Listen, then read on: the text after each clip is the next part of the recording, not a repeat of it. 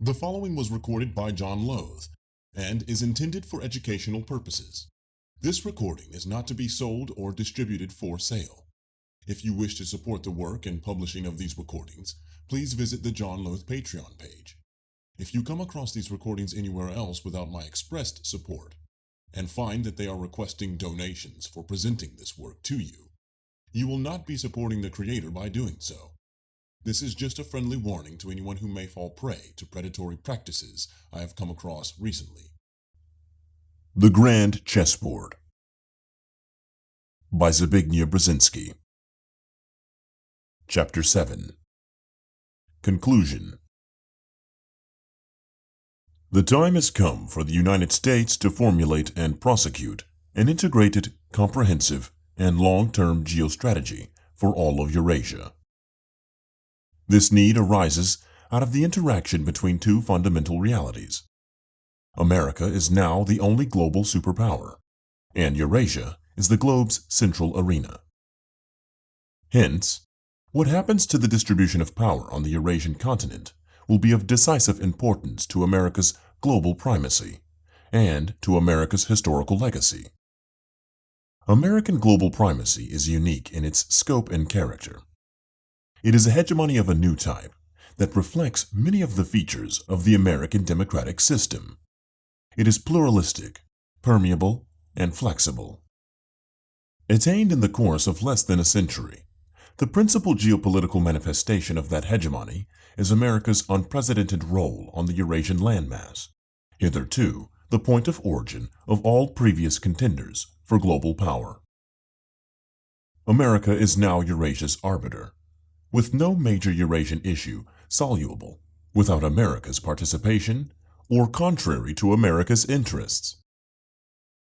How the United States both manipulates and accommodates the principal geostrategic players on the Eurasian chessboard, and how it manages Eurasia's key geopolitical pivots will be critical to the longevity and stability of America's global primacy. In Europe, the key players will continue to be France and Germany, and America's central goal should be to consolidate and expand the existing democratic bridgehead on Eurasia's western periphery. In Eurasia's far east, China is likely to be increasingly central, and America will not have a political foothold on the Asian mainland unless an American-Chinese geostrategic consensus is successfully nurtured. In the center of Eurasia, the space between an enlarging Europe and a regionally rising China will remain a geopolitical black hole, at least until Russia resolves its inner struggle over its post-imperial self-definition, while the region to the south of Russia, the Eurasian Balkans, threatens to become a cauldron of ethnic conflict and great power rivalry. In that context, for some time to come, for more than a generation, America's status as the world's premier power is unlikely to be contested by any single challenger. No nation-state is likely to match America in the four key dimensions of power: military, economic, technological, and cultural, that cumulatively produce decisive global political clout.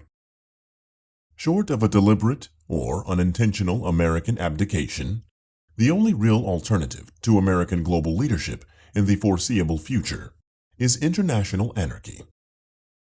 In that respect, it is correct to assert that America has become, as President Clinton put it, the world's indispensable nation. It is important to stress here both the fact of that indispensability and the actuality of the potential for global anarchy. The disruptive consequences of population explosion, poverty-driven migration, radicalizing urbanization, ethnic and religious hostilities, and the proliferation of weapons of mass destruction would become unmanageable if the existing and underlying nation-state-based framework of even rudimentary geopolitical stability were itself to fragment. Without sustained and directed American involvement, before long, the forces of global disorder could come to dominate the world scene. And the possibility of such a fragmentation is inherent in the geopolitical tensions, not only of today's Eurasia, but of the world more generally. The resulting risks to global stability are likely to be further increased by the prospect of a more general degradation of the human condition, particularly in the poorer countries of the world. The demographic explosion and the simultaneous urbanization of these populations are rapidly generating a congestion not only of the disadvantaged, but especially of the hundreds of millions of unemployed and increasingly restless young, whose level of frustration is growing at an exponential rate. Modern communications intensify their rupture with traditional authority, while making them increasingly conscious and resentful of global inequality, and thus more susceptible to extremist mobilization.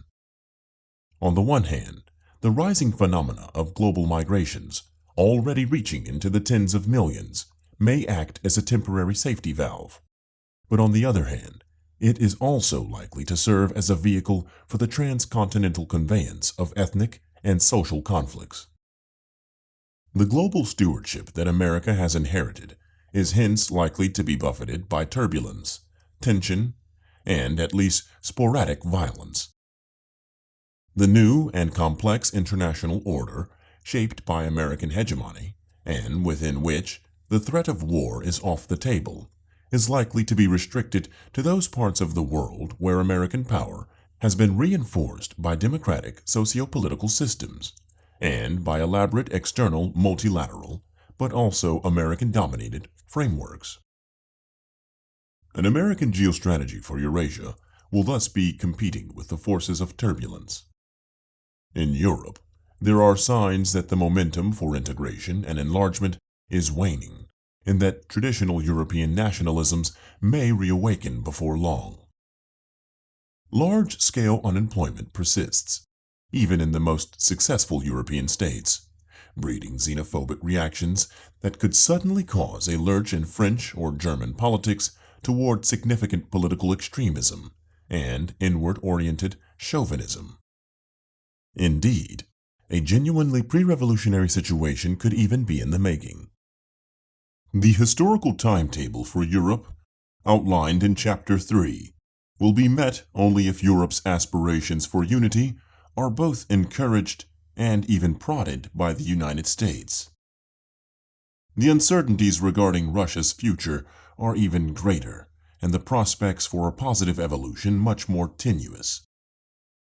It is therefore imperative for America to shape a geopolitical context that is congenial to Russia's assimilation into a larger setting of growing European cooperation, and that also fosters the self-reliant independence of its newly sovereign neighbors. Yet, the viability of, say, Ukraine or Uzbekistan, not to speak of the ethnically bifurcated Kazakhstan, will remain uncertain, especially if American attention becomes diverted by new internal crisis in Europe, by a growing gap between Turkey and Europe, or by intensifying hostility in American-Iranian relations. The potential for an eventual grand accommodation with China could also be aborted by a future crisis over Taiwan, or because internal Chinese political dynamics prompt the emergence of an aggressive and hostile regime, or simply because American-Chinese relations turn sour. China could then become a highly destabilizing force in the world, imposing enormous strains on the American-Japanese relationship and perhaps also generating a disruptive geopolitical disorientation in Japan itself. In that setting, the stability of Southeast Asia would certainly be at risk, and one can only speculate how the confluence of these events would impact on the posture and cohesion of India, a country critical to the stability of South Asia. These observations serve as a reminder that neither the new global problems that go beyond the scope of the nation-state nor more traditional geopolitical concerns are likely to be resolved, or even contained, if the underlying geopolitical structure of global power begins to crumble. With warning signs on the horizon across Europe and Asia, any successful American policy must focus on Eurasia as a whole and be guided by a geostrategic design.